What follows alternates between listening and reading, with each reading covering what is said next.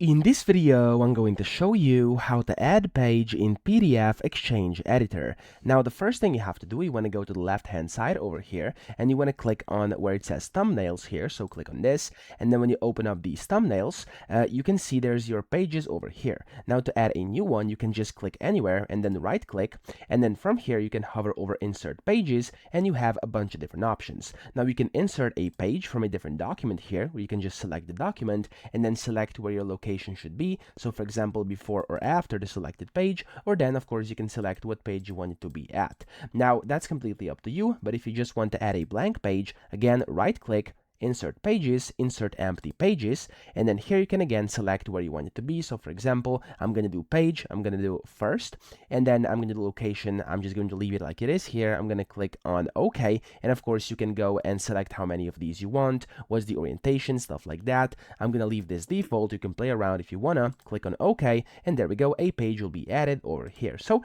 that's how to do it. I hope this video helped you out. If it did, please subscribe to the channel and help me out as well.